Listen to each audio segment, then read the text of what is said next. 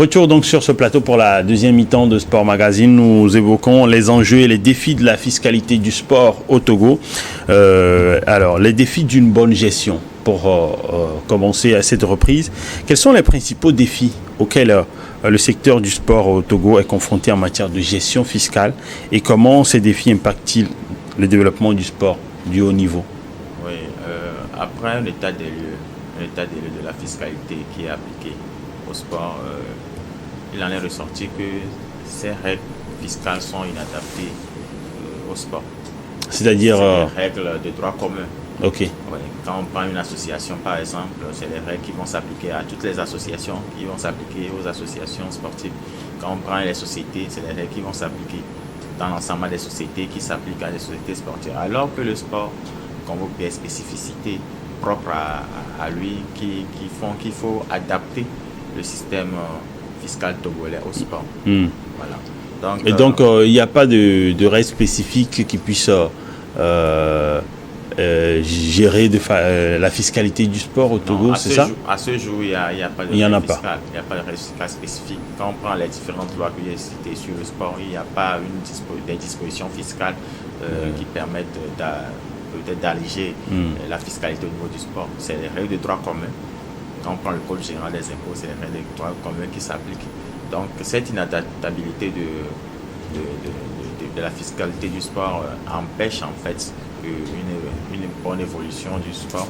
Et avec la future naissance des sociétés sportives, il faudrait vraiment qu'on y aille pour ne pas les tuer dans le fond. Alors, qu'il n'y ait pas de règles, ça voudrait dire qu'aujourd'hui, l'État n'arrive pas à profiter pleinement des activités sportives au Togo, c'est ça? C'est ce que vous voulez dire? Effectivement.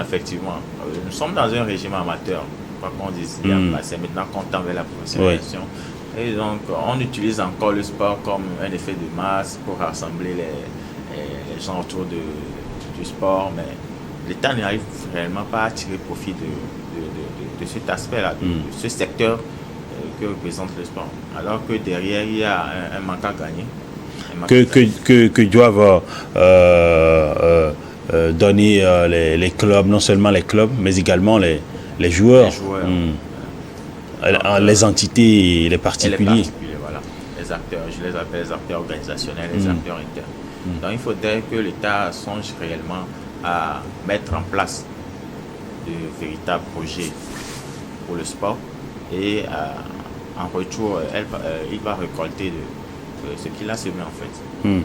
Et est-ce que c'est une piste de solution pour pouvoir mieux gérer la construction des infrastructures, vous pensez? Oui, c'est une piste de solution parce que si déjà avec les mêmes revenus que peuvent récolter les associations, les clubs, on les impose assez lourdement. Je ne vois pas comment ces clubs-là peuvent peut-être financer la réalisation d'infrastructures sur fonds propres. Je viens d'apprendre que le club de la SK a réalisé a construit une nouvelle pelouse. Mais c'est parce qu'il y a eu un travail qui a été fait. Mais supposons que ce club-là était fortement taxé, qui devait payer de fortes taxes à l'État. Donc, ça ne sera pas aujourd'hui. Donc, l'État doit pouvoir promouvoir, doit pouvoir aider les clubs en adaptant la fiscalité au sport pour leur permettre de pouvoir investir avec des fonds propres et en retour les accompagner. Alors, donc, vous pensez qu'aujourd'hui qu'il faut trouver un équilibre entre les taxes à imposer aux clubs et aux acteurs, aux entités, aux acteurs particuliers et aussi la manière de pouvoir leur alléger la tâche ou encore vous avez un thème que vous utilisez sur les exonérer. Voilà. Oui, effectivement. Il va falloir qu'on songe à ça. Parce que je vous donne un exemple. Par exemple, un sportif qui aujourd'hui signe un contrat de, par exemple, 100 millions de francs CFA. Sur cet exercice, par exemple, c'est en 2025, il sera imposé sur cet impôt, sur ce gain, ce revenu, par exemple. Maintenant, il y a un système qu'on appelle le lissage de l'impôt qui va peut-être permettre ce sportif-là, m'excusez, de pouvoir échelonner, le paiement de l'impôt sur peut-être 5 ans. C'est-à-dire que payer en plusieurs tranches, sur une durée un peu plus longue. Ne dépassant pas les 5 ans peut-être, de pouvoir payer. Soit peut-être si on prend les 100 millions, ça va faire 20 millions par an. Et vous allez voir que l'impôt à payer sur 20 millions par an sera moins par rapport à l'impôt à payer sur 100 millions sur un exercice. Donc il faudrait qu'on songe à ces mécanismes, parce que la carrière d'un sportif, ça ne dépasse pas peut-être plus de 40 ans. Mais après, il va falloir qu'ils survivent. On ne peut pas, avec les impôts, fortement les tasser, après ne pas songer à leur avenir et à l'après-carrière en fait. Voilà. Alors, proposition d'amélioration, selon vous, pour améliorer la gestion du sport et encourager plus de grande transparence dans la gestion des revenus des clubs et des joueurs, comment devrait procéder par exemple l'État, si vous devriez envoyer un conseil? C'est ce que je disais tantôt. Il va falloir qu'on adapte la fiscalité au sport. On ne peut pas utiliser des règles de droit commun, des règles générales pour imposer le sport. Donc vous proposez qu'il y ait une étude et qu'on ait des règles appropriées, adaptées au sport. Aux réalités aussi, parce qu'il ne faut pas oublier le fait qu'il n'y a pas énormément d'investisseurs qui s'intéressent. Effectivement, il va falloir penser à alléger aussi la fiscalité, à l'adapter surtout aux réalités, à l'adapter surtout à notre situation. Nous sommes une petite... nous sommes en train de tendre vers la professionnalisation. On ne peut pas, dès le début de la professionnalisation, imposer déjà les sociétés ou bien les structures qui vont naître. Je sais que l'État, je sais qu'il va accorder peut-être des années d'exonération. Mais après, il va falloir aussi régler, voir dans quelle mesure adapter cette fiscalité-là au sport.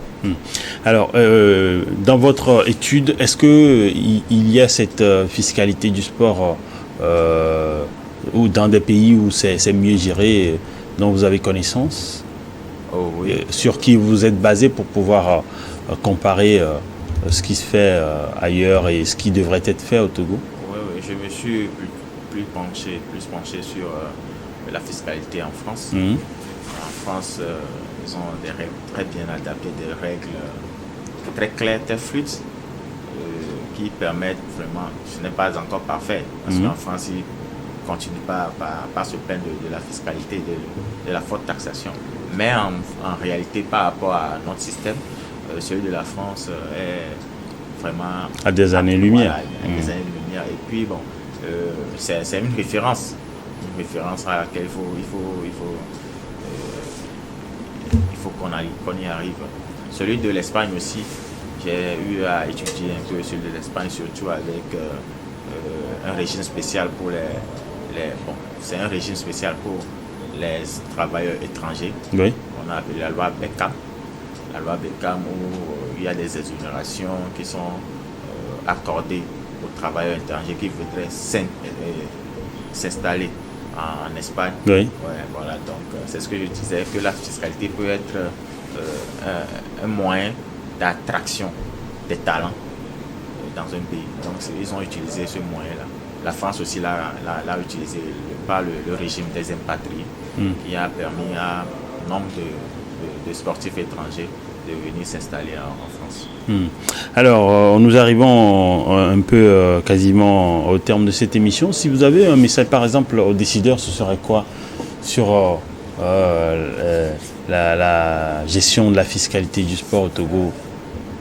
Oui, si j'ai un message à l'endroit des décideurs, il va falloir le maître mot de cet entretien, c'est l'adaptation des règles fiscales au sport.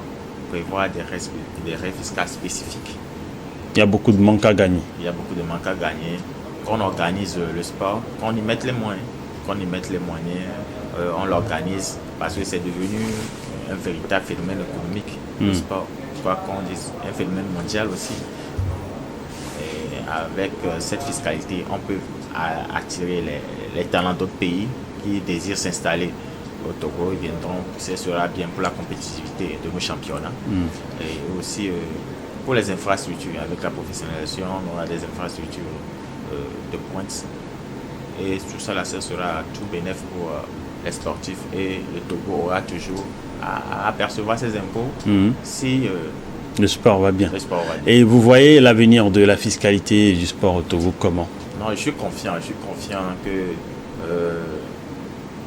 dans un futur proche, les gens vont s'intéresser à cette discipline parce que c'est vraiment important. Il faudrait d'abord qu'on commence par faire une sensibilisation. Oui. Qu'on fasse une sensibilisation au niveau des acteurs, que ce soit organisationnel, les clubs, les associations, et au niveau des acteurs internes, les joueurs principalement, parce que la fiscalité c'est un moyen de pouvoir protéger son patrimoine en fait. Oui. Donc il va falloir qu'on y aille. Même les médecins, tous ceux qui s'occupent, ceux qui tous les acteurs auxiliaires du sport, des clubs, doivent aussi être informés et sensibilisés sur la fiscalité. Et là, je crois que dans un futur proche, on aura cette sensibilisation et ça doit passer en fait. Et vous avez cet espoir de voir beaucoup plus la fiscalité du sport prendre beaucoup plus ancrage. Est-ce que vous avez dans votre étude, pour terminer, essayé de vous approcher de ceux qui s'occupent de la professionnalisation du sport et de voir à quel niveau ils en sont par rapport à cette fiscalité du sport? Malheureusement, non. Non, parce que le temps qui nous était imparti pour pouvoir déposer les travaux de recherche ont été vraiment vraiment stricts. Donc, mais la porte reste ouverte. Je peux les approcher, même que eux aussi peuvent me faire un clin d'œil pour pouvoir discuter Justement, ce travail où vous avez fait l'état des lieux de la fiscalité du sport au Togo et proposé des pistes de solutions, relever les défis et tout le reste, est-ce que vous avez une idée en tête sur comment pouvoir vulgariser cela? Parce que ça fait partie aussi de la sensibilisation. Oui, effectivement. Déjà, cette émission est un moyen de vulgarisation. Effectivement. Il va falloir qu'on commence à en parler déjà avec votre plateau, sur votre plateau, votre télé porte loin. Oui, donc effectivement. déjà, les gens sauront déjà, ils vont apprendre qu'il y a quelque chose, un thème qui est vraiment important, crucial, qui est crucial, qui se rapproche qui se rapporte en fait du sport. Maintenant, après, ça sera peut-être le travail des fédérations nationales de pouvoir organiser des séances de formation, de sensibilisation pour tous les acteurs. Maintenant, les associations de clubs et de sportifs, voilà, de joueurs, eux aussi peuvent déjà commencer à sensibiliser, à nous contacter s'ils veulent, pour qu'on ait des séances de sensibilisation. Savez-vous s'il y a eu déjà des scientifiques qui ont étudié la question avant vous? Oui, il y a effectivement des scientifiques, mais au Togo, on manque vraiment de documentation par rapport à la question. Mais en France, par exemple, il y a Jacques Sorel qui a longuement écrit, il y a même un livre, le sport face à la fiscalité, qui a même servi de base pour vos travaux. Pour mes travaux. Il y a aussi une thèse, Arnaud Ibanez, une thèse de 2010, qui parle longuement de la fiscalité du sport. Mais tout ça, c'est en France. Au Togo, ça a été difficile de trouver des ouvrages. Je salue au passage le président Moussou Tete. Dans mes recherches, je suis tombé sur un de ses mémoires qu'il a, le club de football en droit togolais. Ce mémoire aussi, je m'en suis vraiment inspiré et ça m'a aidé à pouvoir prendre ce travail de recherche. Merci Mivon Mahou OC d'être passé dans cette émission où nous avons parlé de la fiscalité du sport, nous avons évoqué les défis, les enjeux, vous avez proposé votre état des lieux de la fiscalité du sport au Togo et vous avez proposé des pistes de solutions. En gros, il y a beaucoup de manques à gagner autour de du sport au Togo. La fiscalité du sport pourrait permettre au gouvernement ou encore aux décideurs de pouvoir tirer pleinement profit des activités sportives et de pouvoir les réinvestir dans la construction des infrastructures ou encore les investir dans le développement du sport. Merci aussi d'être passé dans cette émission, ce fut un plaisir. Merci, le plaisir est partagé. On espère vous avoir encore une autre fois pour évoquer d'autres sujets et que vos souhaits liés à l'intégration de cette fiscalité du sport dans la professionnalisation soient exaucés. Je serai à votre disponibilité. Merci surtout donc à vous, nos chers téléspectateurs et chers internautes, pour votre intérêt à cette émission.